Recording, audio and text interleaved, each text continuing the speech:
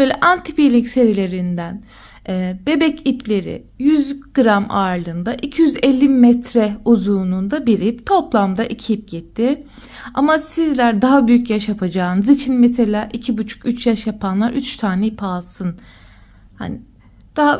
Daha büyük yaş grupları yapanlar varsa ona göre iplerini fazladan alsın. Kullandığım tığ numarası da 2,5 milim. Ama dilerseniz 3 milim tığ da kullanabilirsiniz. Şimdi hemen ölçüyü veriyorum. Bu enini istediğiniz gibi ayarlayabiliyorsunuz hanımlar.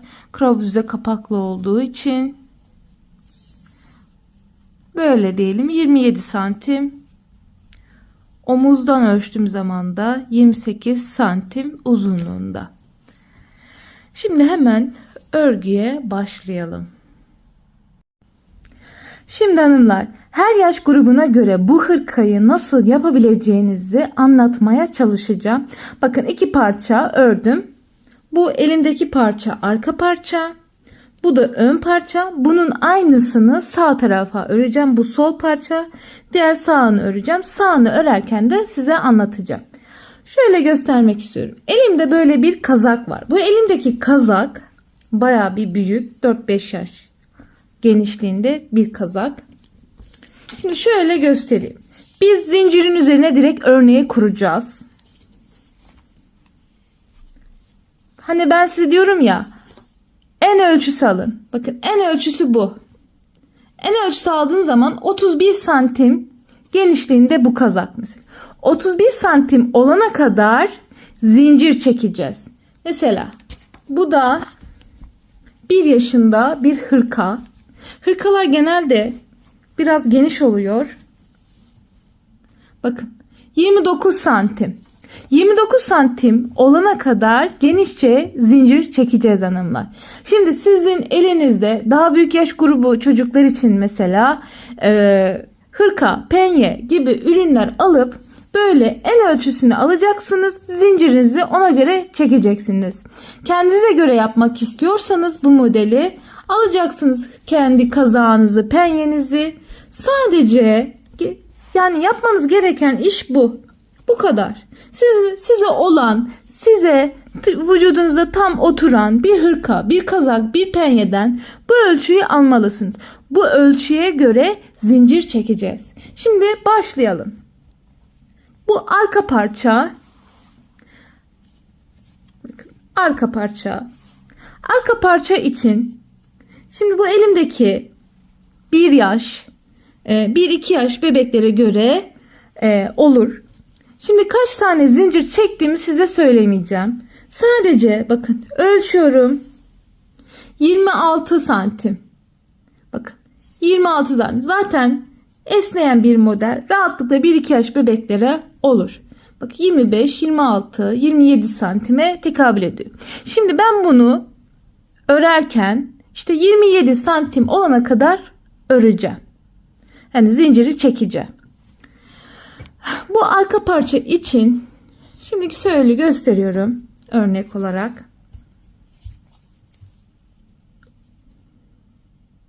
Yakınlaştıralım. Çekiyorum zincir. Geniş geniş, elinize sıkmadan, gevşek, rahat bir şekilde zincirleri çekiyorsunuz.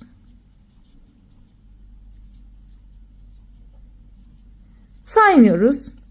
Sizin elinizdeki hırka, kazak kaç santim ölçü verdiyse ona göre çekeceksiniz. Mesela bir yetişkinde 50 santim arka ön genişlik, mesela beden genişliği. Yani 50-50 ön ve arkaya toplarsak 100 santim genişlikte bir hırka olur mesela.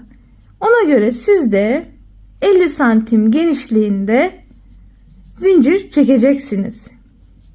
Şimdi bakın zinciri çektim. Bakın bayağı da çektim. Fazla çekin. Korkmayın zincir çekmekten. Fazla olan zinciri kesip atarız. Yani bunda endişe etmeyin. Şimdi hemen örneğe başlayalım. 1 2 1 trabzan. Şimdi kaç sıra atlamışım zincirden onu sayalım. 1 2 3'e batmışım. 1 2 şimdi 1 2 3 4 pardon 4'e batmışım. Evet. 1 2 3 4 1 2 1 2 3 evet 4. Şimdi geliyoruz. 1 2 3 4 4'e battım. 2 tane trabzan yaptım. Dördüncü bir zincir çektim. Şimdi tekrar aynı yere 1 2 bu şekilde yapıyoruz. Şimdi 1 2 3 4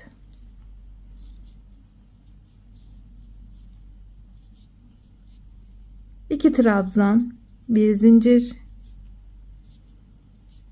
1 2 trabzan.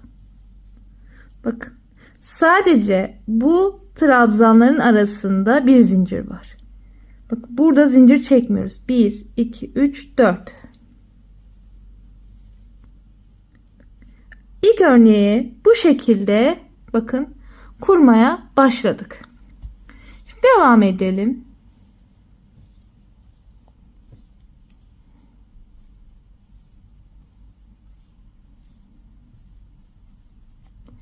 Şimdi böyle gelelim buraya kadar.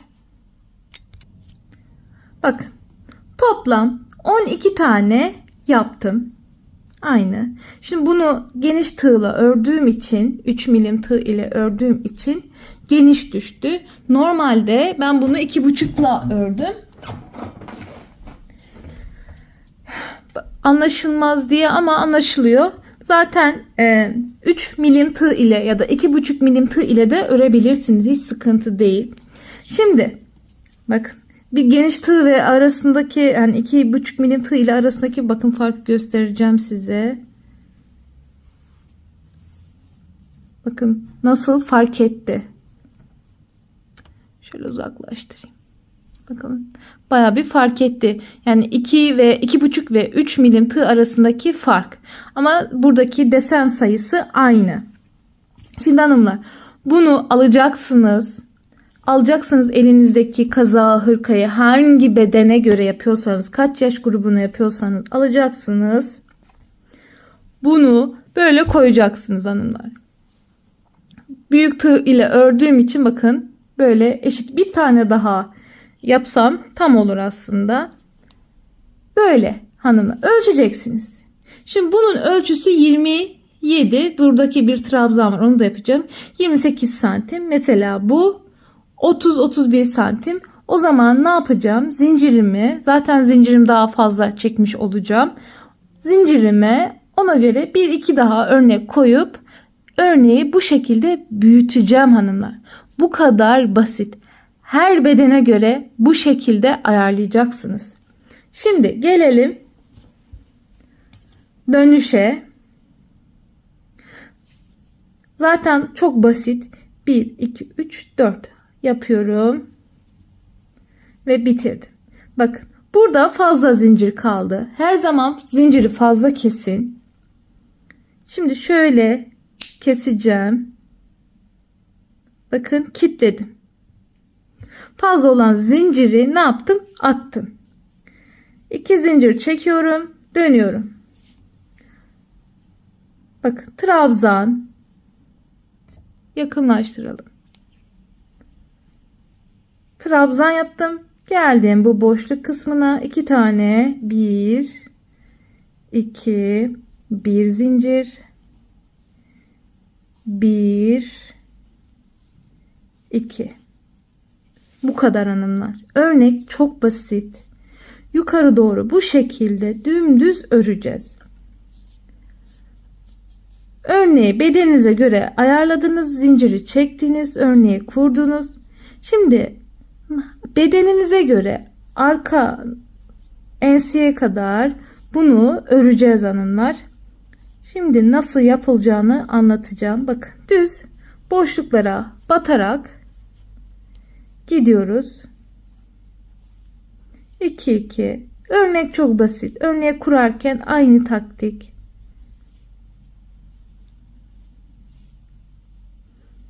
Evet, bakın böyle. Şimdi ben buradan buraya kadar geleyim. Buradaki bitiriş, hani köşe dönümünü göstereceğim. 3. sırayı göstereceğim. Daha göstermeme gerek yok. Aynı sıralar böyle devam edecek. Şimdi geldik. Bakın son örneği yapıyorum.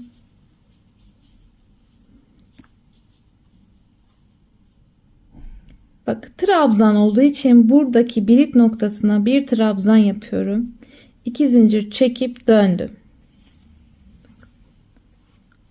Şimdi aynı şekilde hemen birit noktasına bir trabzan. Zaten hep köşeler birer trabzan. Ve aynı şekilde örneği yapıyoruz hanımlar. Bir zincir ve 2 tane trabzan. Farklı bir işlem yok hanımlar. Model kurumu çok basit. Yani herkes bunu rahatlıkla her bedene göre ayarlayabilecek.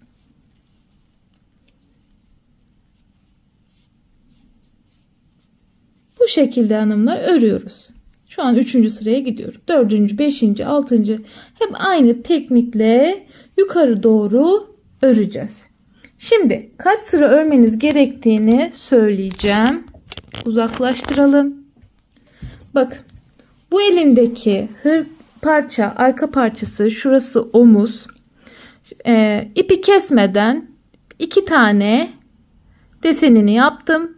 Bir trabzanla kapattım. Şimdi siz nasıl kaç sıra öreceğinizi söyleyeceğim. Ama önce ben size kaç sıra ördüğümü söyleyeyim. 1, 2, 3, 4, 5, 6, 7, 8, 9, 10, 11, 12, 13, 14, 15, 16, 17, 18, 19, 20, 21, 22. Hani 1-2 yaş yaptığım için 22 sıra ördüm. Omuzla birlikte 23 sıra olacak. Şimdi hanımlar, alacaksınız elinize bu hırkayı. Şunun önünü ilikleyelim bir.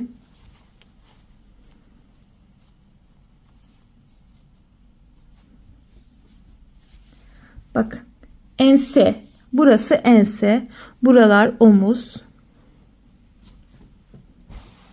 Ben bu şekilde kalıp kullanıyorum. Şimdi bakın. Bu etek ucuna lastik geleceği için onun payını bırakıyorum. Omuza da, kafa kısmına da lastik geleceği için onun payını da bırakıyorum. Bakın. Bu hırkaya göre modelimi ne yaptım? Uzattım, büyüttüm. Mesela daha büyük yaş grupları için, diyelim 3, 4, 5, 6 yaşlar için bu omuzu 2 tane sıra örebilir. 2'den fazla örmeyin. Bakın, modele göre ne yaptım? Sıramı tamamladım. 23 sıra, toplamda 22, omuzla birlikte 23 sıra örmüş oldum. Mesela aldım bu büyük kazağı. Sizin elinizde şimdi büyük parça, kendinize göre eğer yapıyorsanız bunu, mesela ne yapacağım? Şimdi genişliğini bakmayın. Şuradan lastik payı da bırakıyorum. Ne yapacağım? Benim daha çok örmem gereken çok sıra var. Bakın. Yani şu enseye kadar, yani 11 santim sıra daha örmem lazım. Sonra omuzdan 2 sıra öreceğim. Diğer omuzdan da 2 sıra öreceğim. Yani hırkanın kalıp tekniği bu şekilde hanımlar. Elinizde büyük bir beden kazak hırkada varsa aynı şekilde bu kazağı yatırın. Üzerine bu örneği koyun ve o şekilde ölçü alarak bunun sırasını arttırın. Bu belki 30 sıra da buraya kadar gelir ya da 40 sırada buraya kadar gelir. Yani sizin sıra sayınız değişebilir. İp, tığ, el farkı var hanımlar. Yani sizin yapmanız gereken mezura ve elinizde böyle bir hırka, kazak, penye, yani size olan bir kıyafet. Şimdi hanımlar, omuzun diğer tarafını göstereceğim. Şimdi yakınlaştırdım. Burada geliyorsunuz, ipi kesmiyor. Sadece 2 tane örnek örüp bir tane trabzan yapıp kapatıyorsunuz. Şimdi buradan başladığım için, bakın örneğe buradan başladığım için, bakın zaten ters burası. Hemen buradan başlıyorum. Evet hanımlar, şimdi ipi takıyoruz. Ne yapmıştık? Bir trabzan vardı. Şimdi 2,5 milim tığ ile örüyorum. Dediğim gibi siz istediğiniz tığ numarasıyla örebilirsiniz. Şimdi boşluğa geldim. Bir zincir, aynı örneği yapmış oluyorum.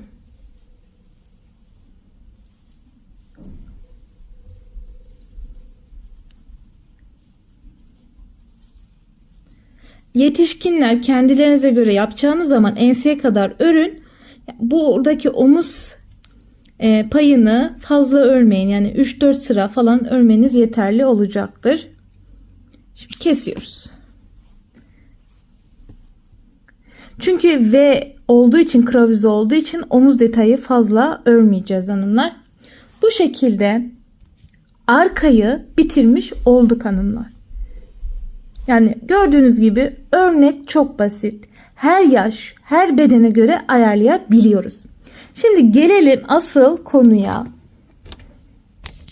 Şöyle göstermek istiyorum. Bu parça bunun sol parçası.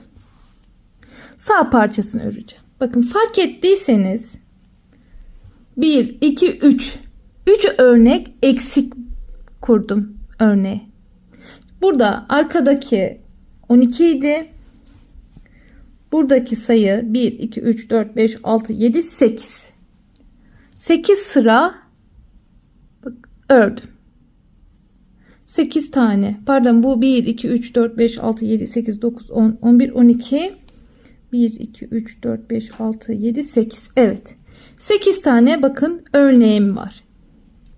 Şimdi bunu siz nasıl ayarlayacaksınız? Hani arka genişliği tam ama bu kravize kapak olduğu için mezura ile göstereyim kaç santim olduğunu. Bakın 8 santim eksik örüyoruz ön parçayı. Bu her yaş grubuna göre bu sayı değişebilir ama şu şekilde baz alabilirsiniz. Bakın omuz var ya, omuzun bu bitiş noktası. Omuzun bitiş hizasından siz ön parçanın kurulumunu yapabilirsiniz.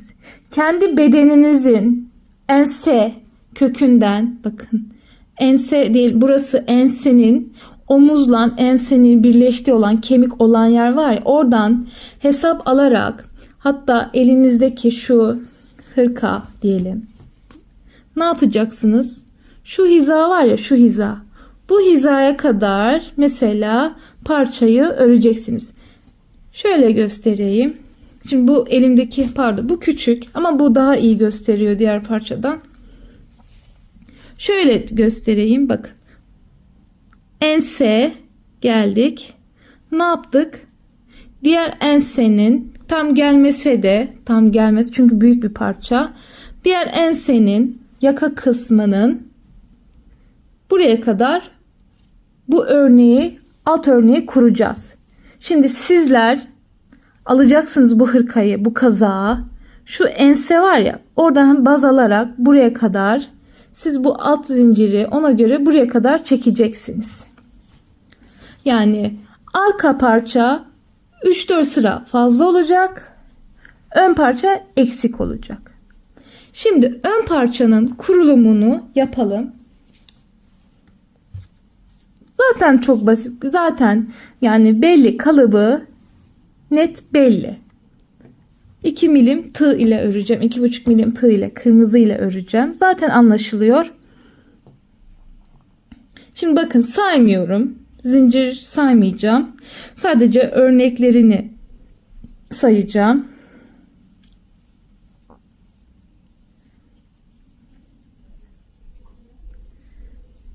çekiyorum. Gevşek, rahat şekilde zincirleri çekiyorum. Bu arada yeni doğan için mesela buradaki sayı mesela 25'tir. Şöyle 25.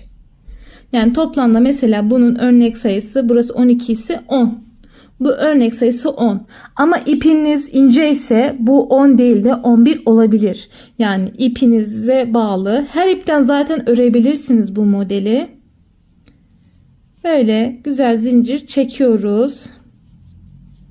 Bakalım. Şöyle getirelim. Arkamız zaten bitti. Şimdi önü biraz daha fazla zincir çekelim.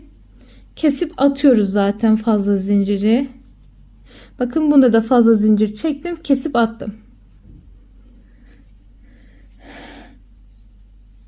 Biraz daha fazla çektim. Evet. Şimdi aynı arkadaki gibi hemen 3. zincire trabzan yapıyorum. 1 2 3 4 atlıyorum. 2 tane trabzan, 1 zincir, 2 trabzan,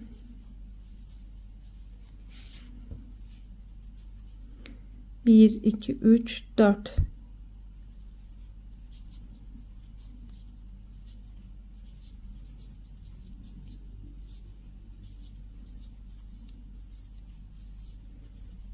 Biraz yakınlaştıralım. 1 2 3 4. Bakın örnek aynı. Toplam 8 tane bu şekilde örnek olana kadar örüyoruz. Şimdi ben 1-2 yaş yaptığım için hani 8 tane. Tabi daha büyük yapmak istiyorsanız diyelim buradaki arkadaki sayı 14 ise bu mesela 10 olur. Buradaki örnek sayısı 10 olur. Hani gösterdiğim ölçüye göre ayarlayacaksınız. Şimdi ben bu alt örneğini yapıp geliyorum. Evet, şimdi 8 tane yaptım. 2 4 6 8. Şimdi 1 2 3 4 trabzan yapıyorum. Şu fazladan olan makası bulursam keseceğim şimdi zinciri. 1 2 3. zincirden kesiyoruz. Sıfırladık. Şöyle yakınlaştıralım. Şimdi 2 zincir çekiyorum, döndüm. Aynı şekilde devam ediyoruz. Aynı arkayı ördüğümüz gibi.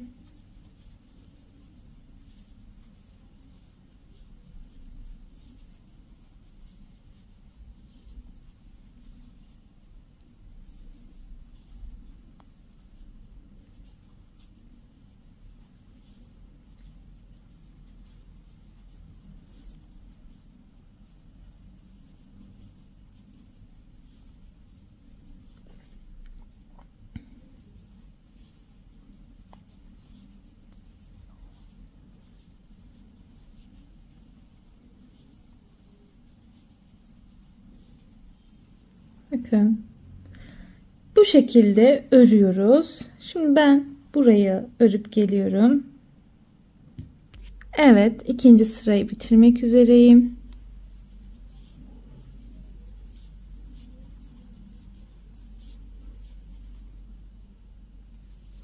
Ve trabzan ile bitirdim. Şimdi zincir çekiyorum. Aynı şekilde örneğe devam ediyorum. Şimdi kaç sıra örmeniz gerektiğini ölçü vereceğim size. Nasıl ölçü alacağınızı anlatacağım. Daha büyük yaş grupları için. Bu şekilde yukarı doğru öreceğiz. Şimdi uzaklaştıralım. Şimdi hanımlar, bu elimdeki parça bakın. Buradan ama buraya 2 santim daha lastik geleceği için yani bakın şöyle yani yukarıdan bitmiş olacak. Bu şekilde hesaplayayım. 2 santim fazla hesaplayın. Çünkü lastik olacak burada. Bakın normal 1 yaş için 1, 2, 3, 4, 5, 6, 7 sıra ördüm, sonra kestirmeye başladım. Ama sizler diyelim 2 yaş için ya da 3 yaş için 8, 3 yaş için işte 9 ya da 10 ya da buradaki açıklığı siz ne kadar istiyorsanız, daha mesela yukarıda olsun istiyorsanız kravuze kapanışı, ona göre bunu öreceksiniz. Yani şöyle elinizde gene hırka alacaksınız. Ben örnek yaparken, kurarken, tasarlarken elimdeki parça bu olur ya da başka hırka olur. Ona göre modeli tasarlıyorum. Şimdi hanımlar, diyelim şöyle diyelim. Şimdi bu da büyük oldu. Şunu alalım. Evet, bu daha iyi. Şimdi geldik, bunu aldık. Bakın omuz kısmı burası. Bakın kapak kısmı burası. Tam zaten şu düğmenin olduğu yer, şu kulağın olduğu yer, şurası da lastik yeri gelecek. Buradan da bağcık olacak. Bakın fark ettiyseniz koltuk altından kaç santim aşağı? Mezuramız nerede? Eyvah, mezuramız düştü yere. Şimdi bak, koltuk altından ölçtüğümde 4 santim kapağı ayarladım. Yani siz de diyelim koltuk altından daha büyük yaş grubu var yapanlar için diyorum. Diyelim 6 santim, 7 santim. Mesela bu hırkada kapağı, bu 4-5 yaş mesela. Bu hırkanın kapağını böyle çaprazlama, bakın. Böyle tutarsanız omuzundan mezurayı, nerede bitmesini istiyorsunuz? Mesela kapağın nerede bitmesini istiyorsunuz? Bu mezurayı alın omuzuna. Omuzundan şöyle tutun. Bakın tam ense. Diyelim burada bitmesini istiyorum. Tam bu işaret 26 diyor burada mesela. Şimdi buraya tığ koyalım. Şöyle. Bakın koltuk altından ölçtüğümde bakın 6 santim. Mesela 6 santim. Ona göre diyelim bu kadar sıra yukarı doğru öreceksiniz. Yani bu diyelim bu modeli bu yani 4-5 yaş yapsaydım yani rahatlıkla bir 14 sıra örecektim. 14 sıra örecektim. Sonra kesmeye başlayacaktım. Kese kese gelecektim ve V şeklini vereceğim. Bakın şöyle göstereyim. Yani 16 sıra ördüm. Ondan sonra bakın şöyle ördüm. Ondan sonra kese yukarı doğru öreceğim. Siz de aynı şekilde mezura ile gösterdiğim teknikle ölçü alarak buradaki sıra sayısını belirleyin hanımlar. Ben büyük beden çalışmadığım için size tam sayı veremiyorum. Size nasıl kalıp çıkartılır örnek gösteriyorum ki hırkalardan, ona göre yapacaksınız. Mesela elimde bu 1 yaş hırkaya. Siz nasıl istiyorsunuz mesela? Bu kapak kısmını diyelim burada istiyorsunuz. Tam bu bak 22 olan sıra. Tam burada istiyorsunuz. Yani böyle yaptığım zaman bakın koltuk altına 1 santim kala bağcık kısmını ekleyeceğiz mesela. Bakın şöyle ölçtüğümde bakın 14 sıra. Yani toplamda 13 sıra ya da 12 sıra öreceksiniz. Ona göre kestirmeye başlayacaksınız. Yani ölçüyü bu şekilde alacağız. Şimdi ben bu elimdeki parçaya göre öreceğim. Toplamda 1, 2, 3, 4, 5, 6, 7 sıra ördüm. 8. sırada kestirmeye başlamışım. Şimdi 7 sıra örüp sonra kestirmeye başlayacağız hanımlar. Siz de işte hangi boyutta yapıyorsanız ona göre örün. 1 yaş altı yapanlar 1, 2, 3, 4, 5, 6 sıra örsün. Çünkü 6 sıradan daha aşağı örmesin. Çok küçük olur. Hani 6 sıra örsün. 1 yaştan aşağı yapana ya 6 ya 7 sıra örsün. Fark etmiyor. Ama 1 yaştan yukarı yapanlar ölçünüze göre diyelim 2 yaş yapanlar 10 sıra, 3 yaş yapanlar işte 14 sıra ya da 12 sıra ve ölçeceğiniz örneğe bağlı, kazığa bağlı hanımlar. Şimdi ben bunu örüp geliyorum. Şimdi hanımlar 7 sıra ördüm. Şimdi bu sol tarafın kapağı olduğu için bu da sağ tarafın kapağı. Bakın burası ters. Burası ön yüz. Başladığım nokta, örneği ilk kurduğumuz taraf. Bunun da aynı şekilde. Şimdi 7 sıra ördükten sonra buradan kestirmeye başladım. Şimdi bunu da 8. sıraya örerken bakın geldiğimde buradan kestirmeye başlayacağım. Şimdi şöyle göstermek istiyorum. Şimdi diyelim sol kapağı örüyorsunuz. Buradan kestirmeye başlayacaksınız. Nasıl kestireceğinizi şimdi hemen gösteriyorum. Ama ben bunu sökeceğim. Kestirme işlemini sağ tarafından, hani sağ kapağının kestirme işlemini bu taraftan yapacağım. Şimdi sol için şu an gösteriyorum nasıl yapacağınızı.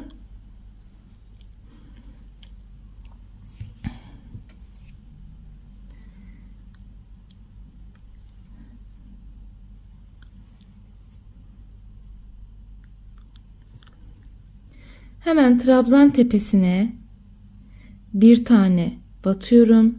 Geldim. Boşluğa bakın yarım çıktım fark ettiyseniz.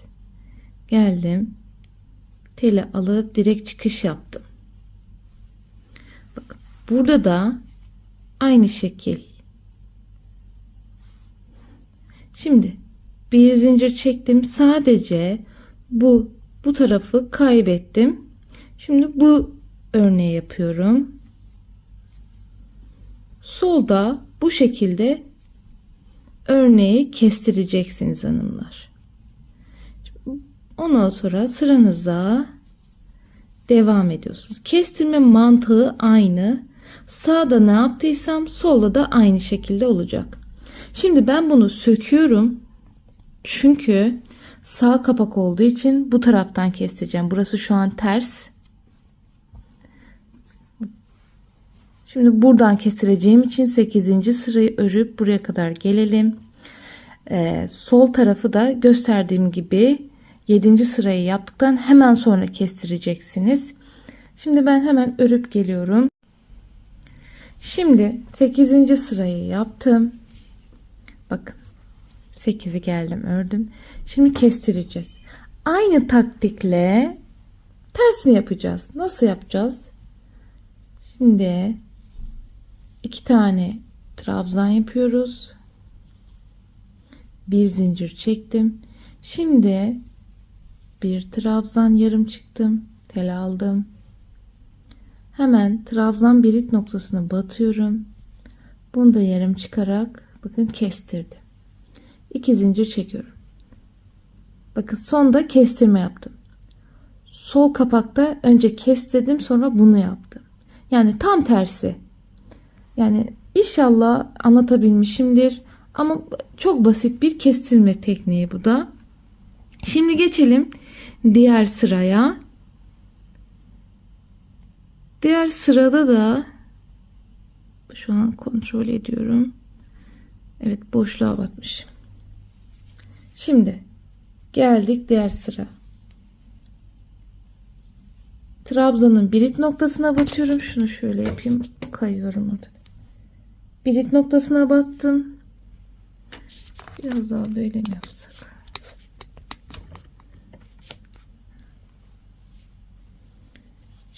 Boşluğa batıyorum. Yarım aldım. Sonra direkt çıktım. Evet. Şimdi direkt bakın bunu da yok ettim, eksilttim. Hemen örneğe geçiyorum.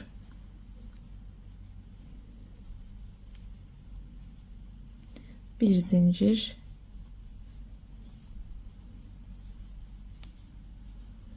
Bakın bu şekilde. sol kapakta da geldim, buraya kadar ördüm. Bakın son.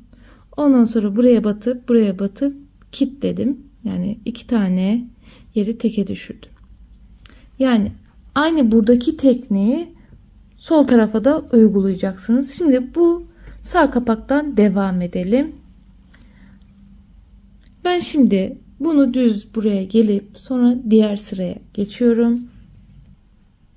Şimdi bakın aynı işlemi tekrarlayacağız. Kese kese aynı diyelim, bunu buradaki ilk yaptığımız kestirme bu. Şimdi bunu bakın birinci kestirme, ikinci kestirme, üçüncü kestirmede aynısını tekrarlayacağız.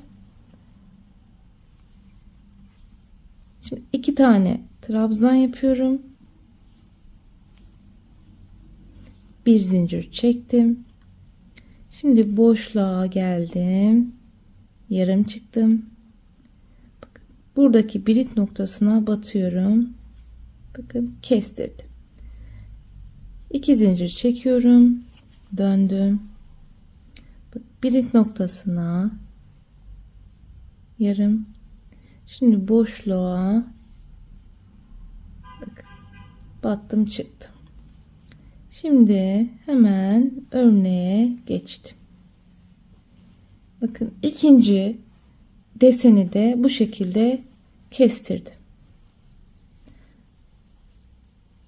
Sizler de aynı bu teknikle kestireceksiniz.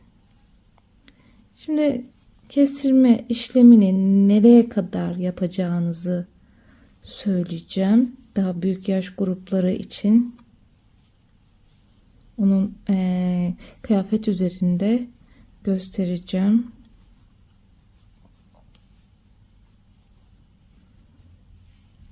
Bakın böyle. Şimdi bunu böyle gidip geliyorum tekrar kestirmeye. Geldik. Bakın tekrar aynı işlemi tekrarlıyoruz. 2 tane yapıyorum. Şimdi bir zincir çekiyorum. Yarım çıktım. Bakın bu hemen burada bir tane zaten tepe noktası var. Ona yarım çıkarak kestirdim. Şimdi 2 zincir çekerek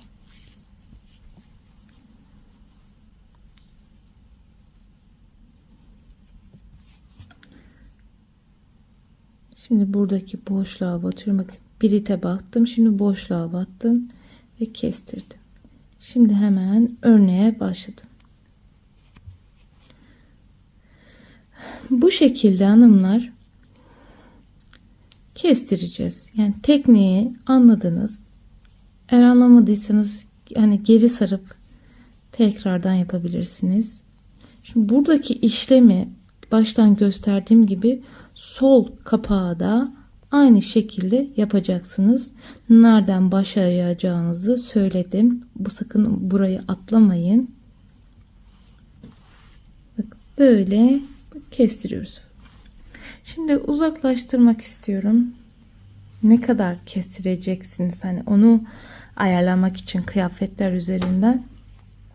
Şimdi bu elimdeki 1 yaş olduğu için bakın, omuz olan kısım omuzun genişliği kadar kestirdim. Ondan sonra dümdüz yukarı çıktım.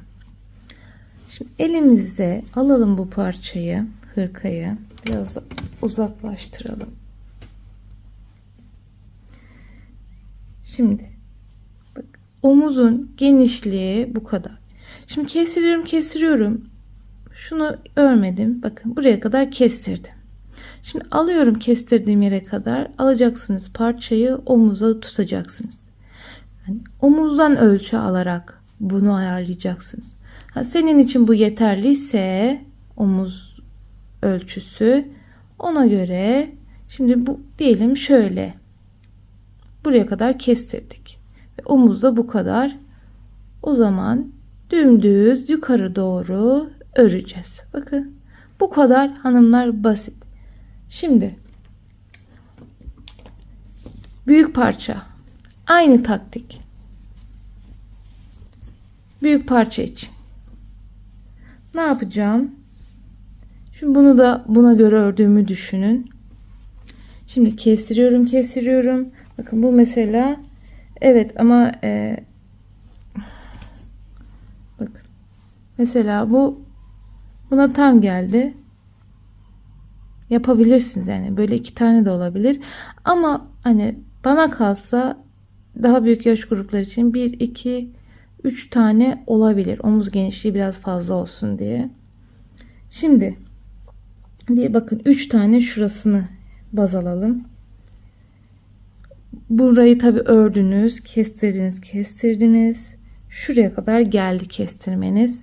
Ne yapacaksınız? Buraya kadar kestireceğiz. Ondan sonra buradan sonra dümdüz yukarı doğru öreceğiz. Bu kazan omuz kalıbı biraz dar. Hani o yüzden üçlü yapın dedim. Kestirdik. Yukarı doğru öreceğiz. Kaç sıra gerekiyorsa. Mesela bu 200 sırada örsem mesela yeterli olacaktır.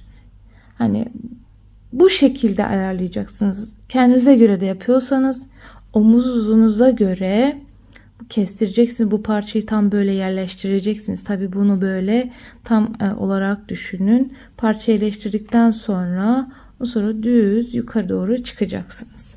Yani taktik bu hanımlar. Zaten yeni doğanlar da aynı bu şekilde 2 tane yapsın. 1 yaş işte 1,5 yaşlar böyle 2 tane yapabilir. 2 tane örnek kalana kadar yapabilir. Şimdi ben kestirmeye devam ediyorum. Şimdi buradan böyle örüp geliyorum. Evet bakın geldik. Yine aynı bakın taktik. 2 tane yapıyorum. 1 zincir çekiyorum. Şimdi kestiriyoruz.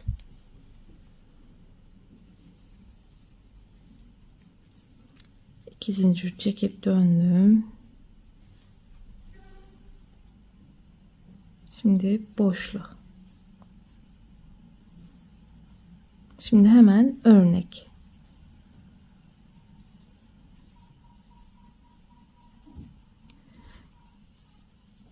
Şimdi ben 2 tane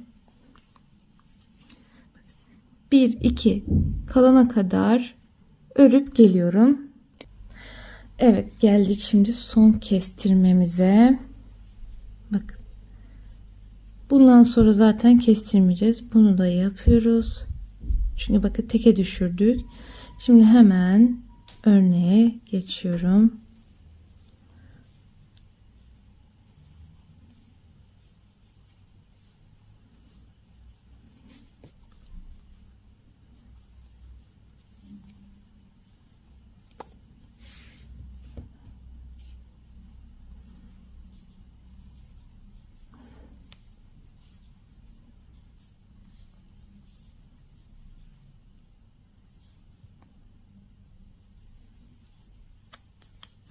Bitirdik. Kestirme işlemi bitti. Burada bir tepe olduğu için bir trabzan oluyor.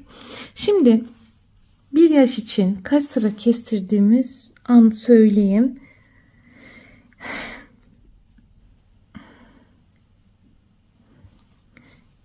Bir, iki, üç, dört, beş. Şu an karıştırıyorum da şöyle nasıl yapsak? Kestirmeyi buradan başladım. 1, 2, 3, 4, 5, 6, 7, 8, 9, 10, 11, 12, 13 sıra kestirdim. Şimdi benim ipim biraz kalın olduğu için 13 sırada kestirdim. Mesela ince ip kullanıyorsanız bu sıra 14 de olabilir, 15 de olabilir. Yani ipinizin işte el farkınıza göre bu sıra değişebilir hanımlar. Şimdi gösterdiğim gibi ölçülerle ilerleyin. Şimdi düz yukarı doğru devam edeceğiz.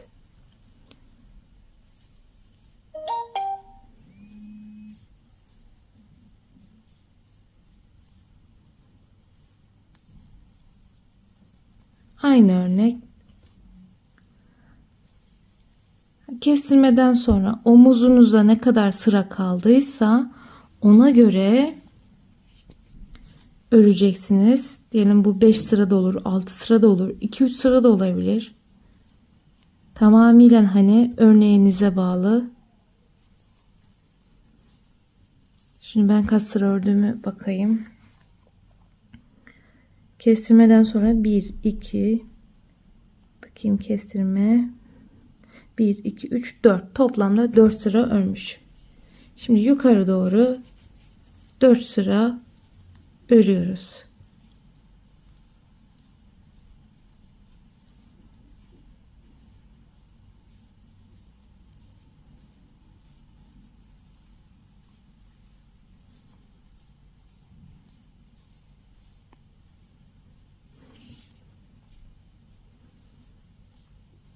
Bakın hiçbir işlem daha yapmıyorum. Şu an 2 sıra ördüm. Son 2 sırayı da örüp geliyorum. Evet, şimdi bakın bitirdim.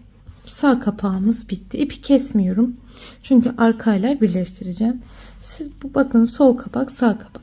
Aynı burada kesim işlemi de aynı buna da yapacaksınız. Şimdi arka ile birleştireceğiz omuzlarını. Şimdi bakın örnek kurulumu burası olduğu için ön yüzü burası. Evet. Ben herhalde sağ sol karıştırmışım ya. Ha yok karıştırmadım. Şimdi tersler birbirine bakacak. Ters yüzler birbirine bakacak şekilde sol kapağı da alalım. Ters olduğu zaman sağ bu tarafa geçiyor. Bakın. Ön yüzler birbirine bakıyor. Tersler dışarıda. Şimdi sık iğne tekniğiyle omuzları birleştireceğiz. Zaten bakın omuzlarımız bu şekilde. Yakınlaştıralım. Böyle sırayla birleştiriyoruz.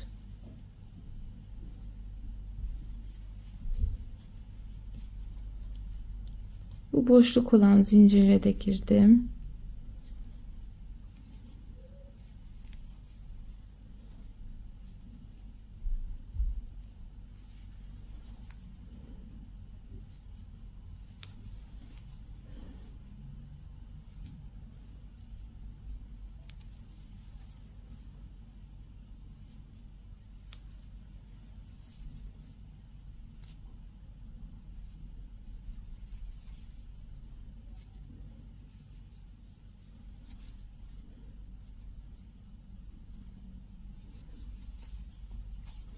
Evet, bakın bitirdim.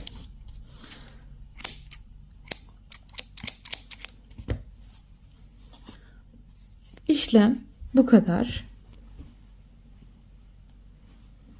Şimdi diğer omuzu da birleştireceksiniz. Hemen hazır böyle katlıyken koltuk altına birleştirelim.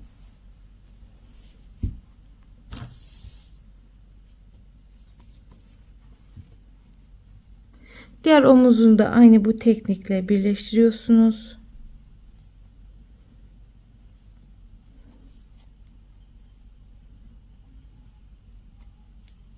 Bak, ön yüzleri birbirine baktığı için eşit düşüyor.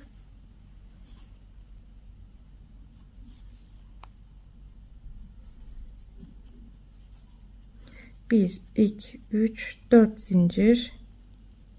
Şimdi hemen bakın tepe noktalarından birleşiyoruz. 1, 2, 3, 4.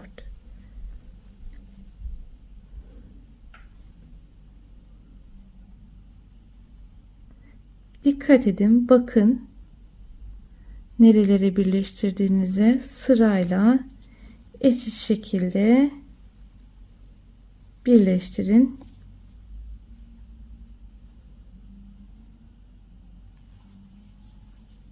Bakın, bu şekilde koltuk altına kadar birleştiriyoruz hanımlar.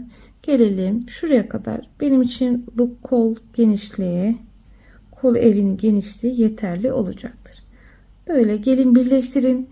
Diğer omuzu da birleştirelim. Ondan sonra buraya geçiyoruz. Şimdi hanımlar komple çevresini bunun lastik yapacağız. Bakın yanlarını hep birleştirme. En son buraları yapacağım. Tam ortadan başlıyoruz. Önce trabzan yapacağız. Bakın burası yaka kısmı. Tam bu yeleğin orta bölümünden şöyle işaret alalım. Evet, şu burası oluyor.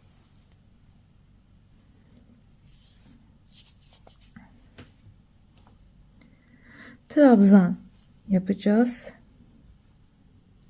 Şimdi yapabilirseniz bu zincirlerin içine trabzan yaparsanız çok daha iyi olur. Biraz zorlanırsınız ama dediğim gibi yapsanız çok güzel olur. Böyle. Şimdi şu an bir tane zincir olduğu için buraya bakın zincirlerin içine girerek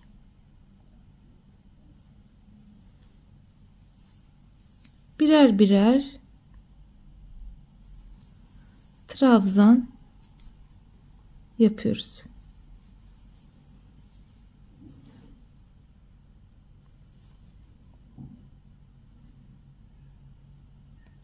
Birazcık zorlanırsınız ama yapabilirsiniz. Hani böyle yapmanız daha sağlıklı olur.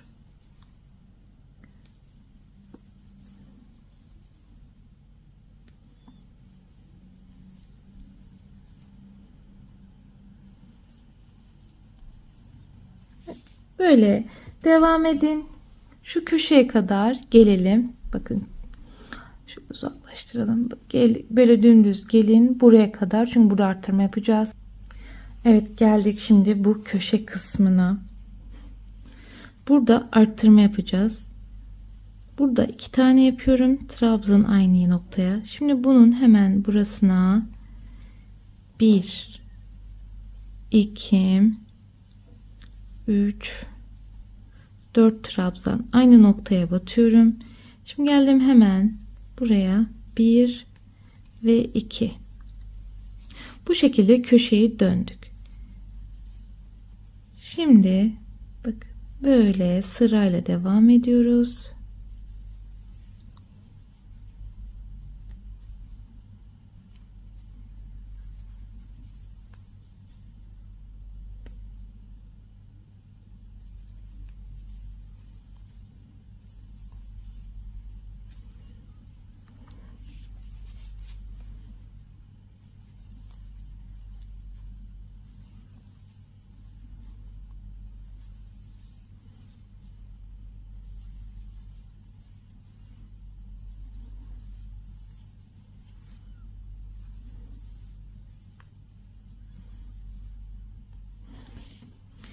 Şu kestirme olan yere kadar düz devam.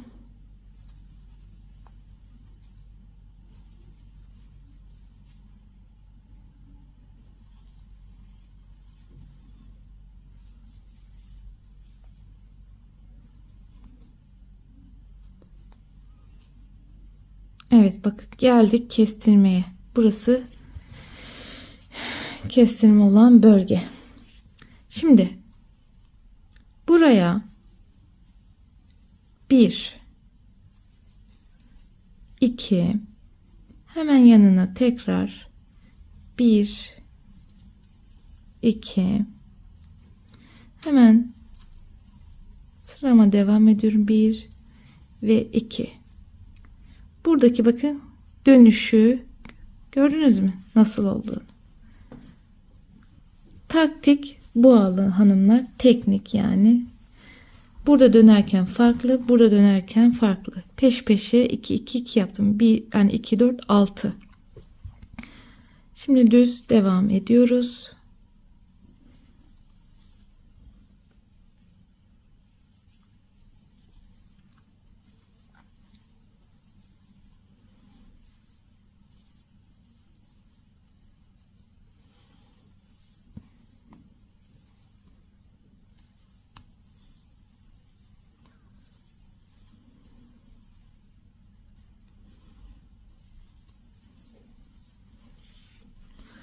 Bakın böyle geliyorum.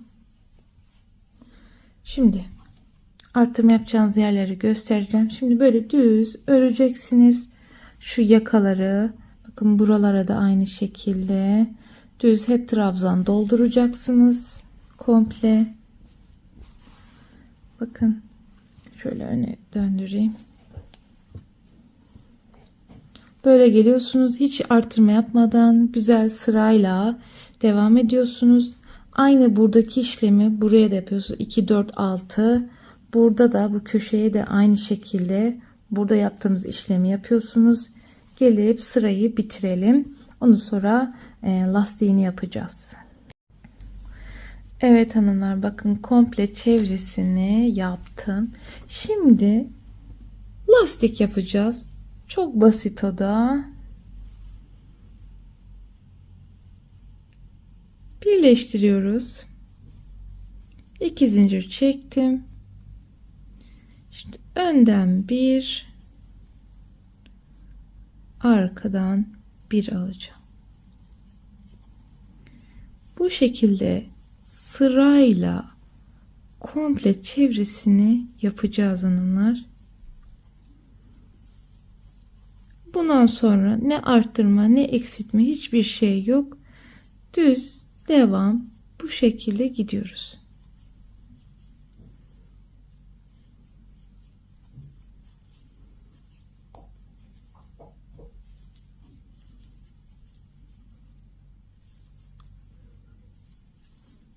İsterseniz bir sıra lastik gidin, isterseniz 2 sıra lastik gidin. Tamamen size kalmış.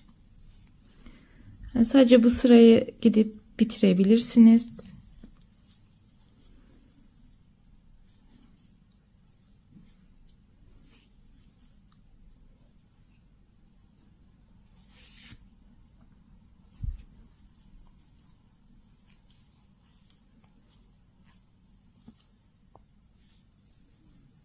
Böyle devam ediyoruz. Çok basit. Bu köşelerde de aynı.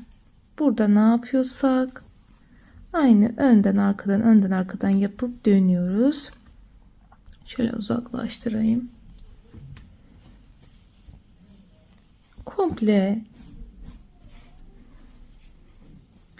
çevresini bu teknikle gidiyoruz hanımlar. Böyle geliyorsunuz önden arkadan lastiği yapa yapa, hiç arttırma yapmadan dümdüz örüyoruz, birleştiriyoruz. İsterseniz bir sıra gidin, isterseniz 2-3 sıra gidin. Lastiğin genişliğini ne kadar istiyorsanız ona göre ayarlayın.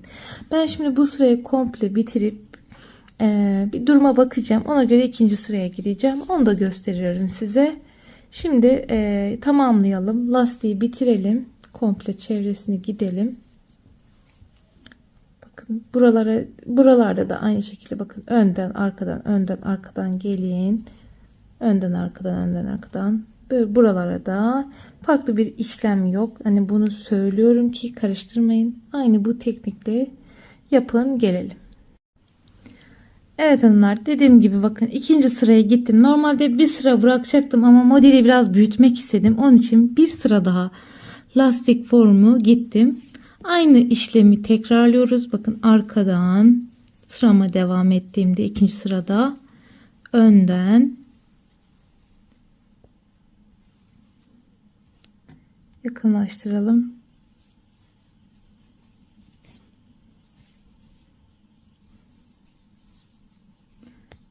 Bu şekilde lastik formu gidiyorsunuz. Dilerseniz bir sıra daha gidebilirsiniz. Hani kalınlığı siz kaç sıra istiyorsanız. Mesela 3 sıra 4 sıra daha yapabilirsiniz. Tamamen size kalmış lastik formu. Birleştiriyorum. Dediğim gibi dilerseniz aynı bu şekilde önden başlayarak 3. sırayı da gidebilirsiniz bu şekilde. Önden arkadan yaparak tamamlayabilirsiniz. Ben sadece 2 sıra ile kapatıyorum bu işi. Lastik yaparak bitirdim. Bakın köşeleri de bakın bir tek tek yaptım. Önden arkadan Bütün her yere gittim. Şimdi video uzun olmasın diye bağcıklarını da ördüm ben. Bakın böyle hiç ne arttırma ne eksiltme sırayla trabzanları çevresini ördüm. Bakın yakasını çok güzel topladı. Şimdi şu bağcıkları yapacağız. Ben yaptım. Size şunu da örnek göstereceğim. Bir de bakın bu tarafa tam koltuk altı hizasından normal trabzan yaparak ekledim. Siz de normal trabzan yapacaksınız. Şimdi örnek olarak burada gösteriyorum.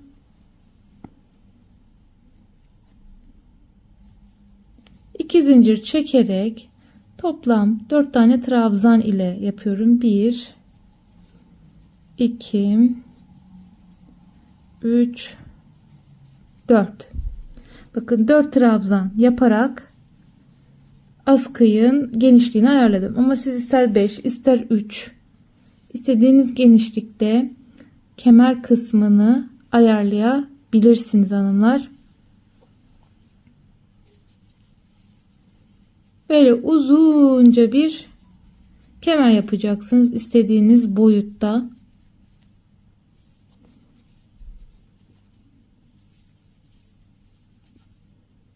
Böyle bakın bu şekilde uzunca öreceksiniz. Yani tamamen size kalmış uzunluğu. Evet, kemeri sökelim. Hatta diyelim bir böyle 4 tane bağcık da yapabilirsiniz ince şeklinde. İnce yaparak 4 tane bağcık da yapabilirsiniz. Yani tamamen size kalmış. Şimdi kola geçiyoruz. Kol bölmesinin fırfırı çok basit. Onu da hemen göstereyim size.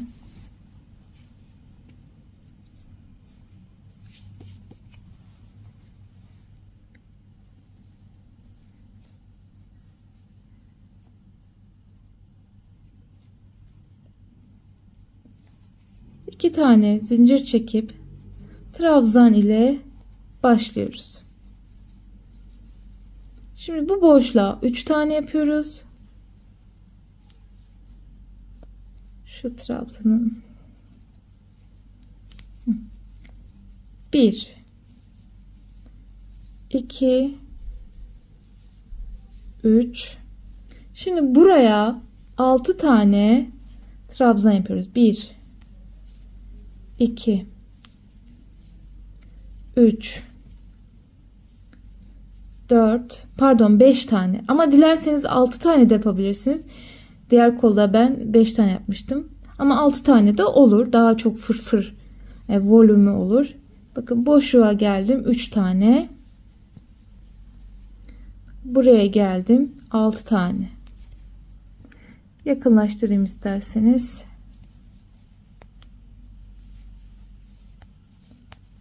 2 3 4 5 boşluğa 3 3 5 3 5 giderek kolun komple çevresini yapıyoruz hanımlar. Bakın geldim şimdi buraya da 5 tane yapıyorum. 1 2 3 4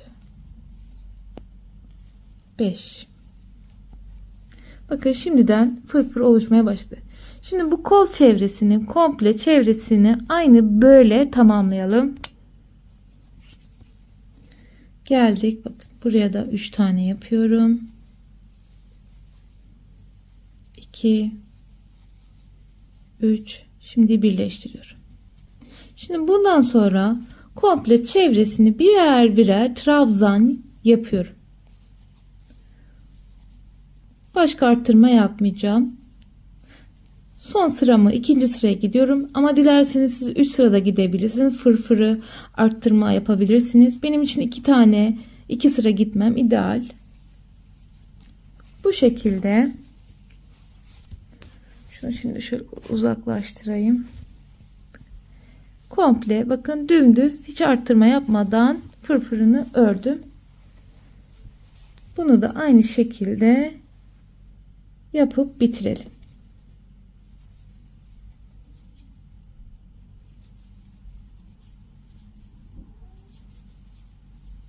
Bakın böyle devam ediyoruz. Düz. Hiçbir arttırma yapmıyoruz. Şimdi bunu bitirip komple bitirip geliyorum. Bu içeriden ilik yeri yapacağız. Evet, kolu bitirdim, birleştirdim. Şimdi son olarak bu iç kısma ilik yeri yapacağız. Çünkü buraya düğme dikeceğim. Buraya düğme dikeceğim. Hani düğmeye bağlantı olan ilik yerini yapacağız. Böyle buradan. Çok basit zaten.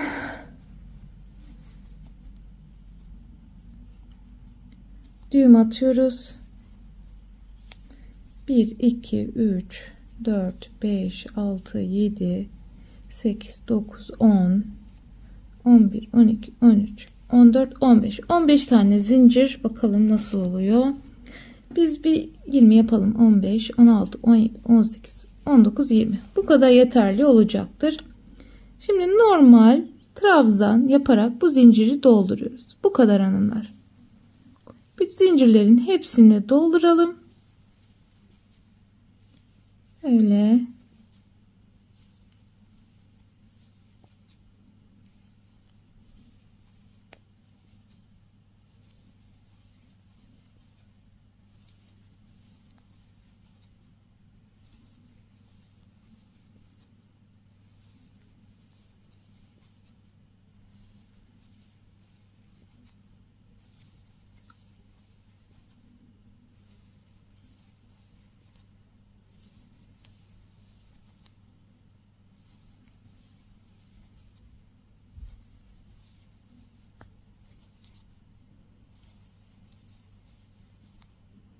Evet, geldik.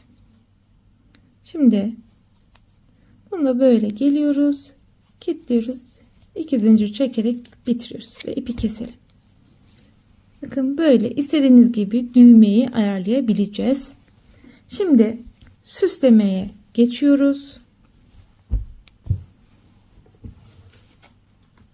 Bu şekilde çiçekler yapacağız ve yaprağında kendinden.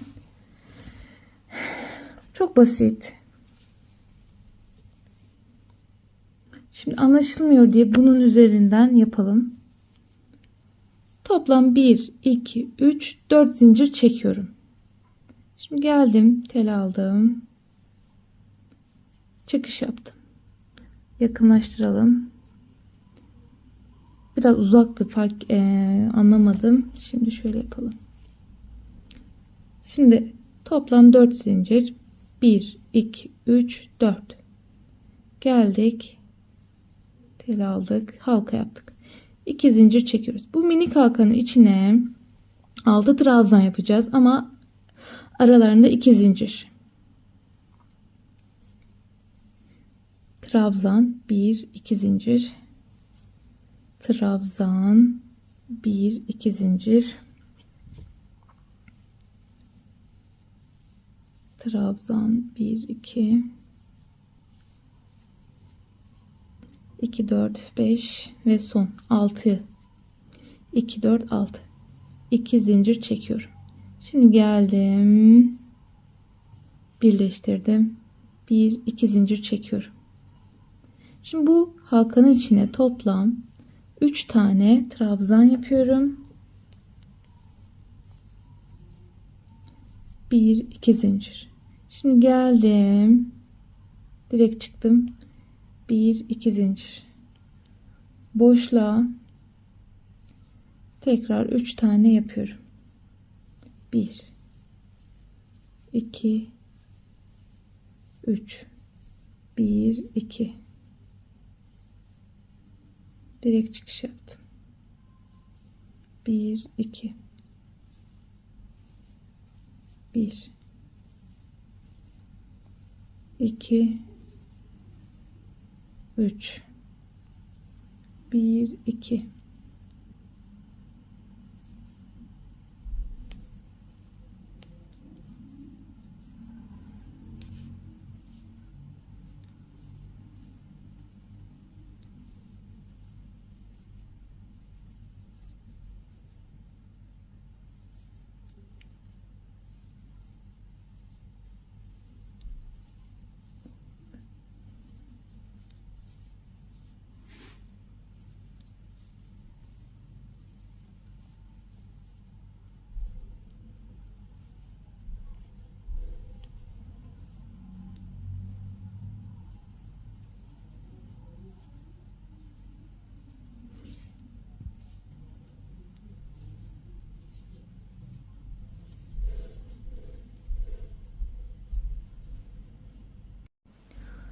Evet, 2 zincir çektik. Çıkış yapıyoruz. Şimdi 1 2 3 4 zincir çekiyorum. Bakın buradan böyle aldık, sık iğne yapıyoruz. 1 2 3 4.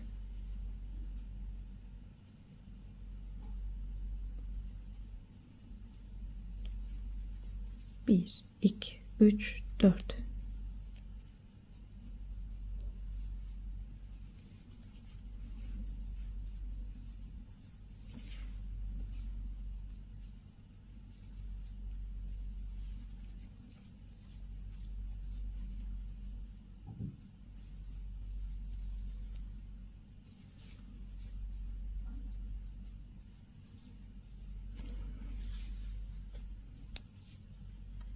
Şimdi sık iğne yapıyoruz. Birleştirdim. 1 2 zincir çektim. Evet, 2 zincir çektik. Şimdi bunun içine 5 tane trabzan yapıyoruz. 1 2 3 4 5 1 2. Bakın sık iğnenin olduğu yerden direkt çıktık. 1 2 zincir. Şimdi devam ediyoruz. 1 2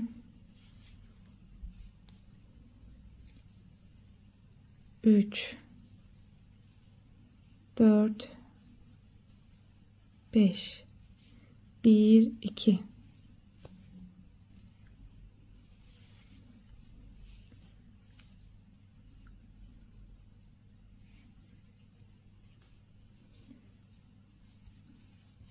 Çiçeği bu şekilde tamamlıyoruz.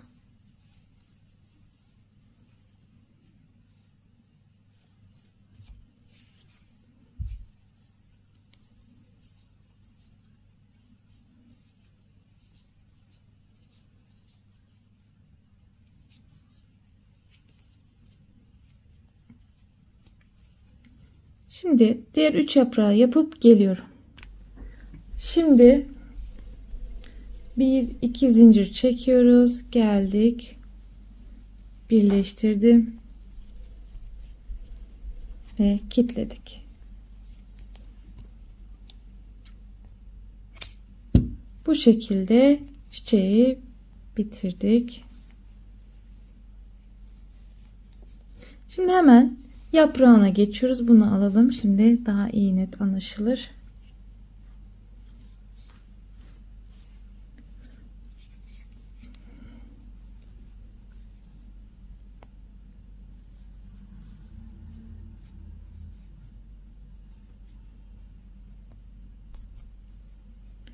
Düğüm attık.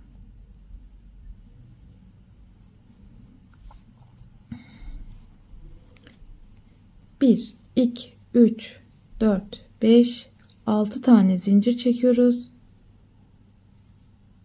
Bir sık iğne, 2 sık iğne, üçüncüsü yarım trabzan, dördüncüsü normal trabzan, 2 zincir çekiyoruz. Aynı yere battık. 2 zincir, trabzan, trabzan. Bakın aynı işlemi tekrarladık. Şimdi 2 tane sık iğne,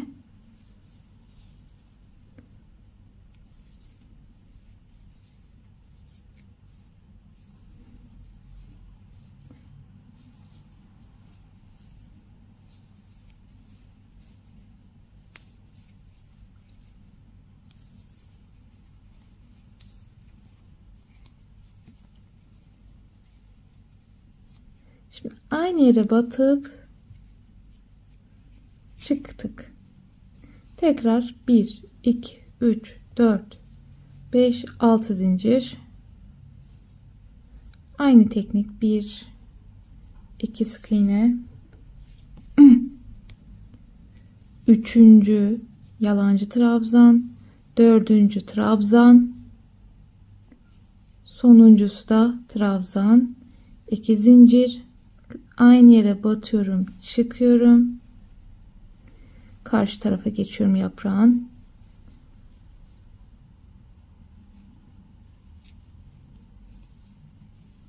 trabzan, trabzan. Şimdi sık iğne ve yaprağı son kaldı. Şimdi ortasından zincir yürütme yapıyoruz.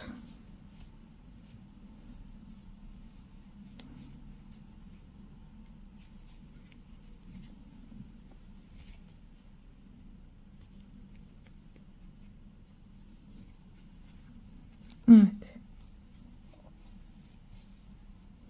Şimdi tekrar bakın aynı olduğum yere çıkıyorum ve bitirdim. Bu şekilde çiçeği yapmış olduk.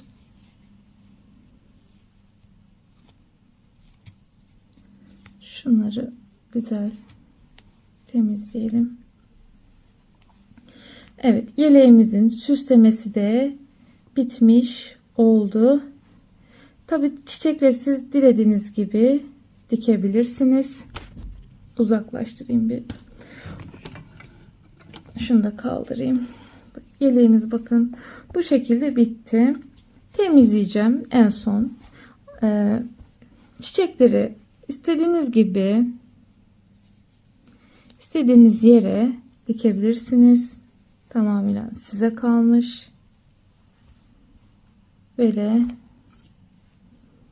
ben şöyle daha çok seviyorum, yaka kısmına böyle dikmeyi düşünüyorum. Bu şekilde hanımlar yeleğimiz bitti. Beğeni ve yorumlarınızı bekliyorum. Şimdiden herkese kolay gelsin. Başka videoda görüşmek üzere.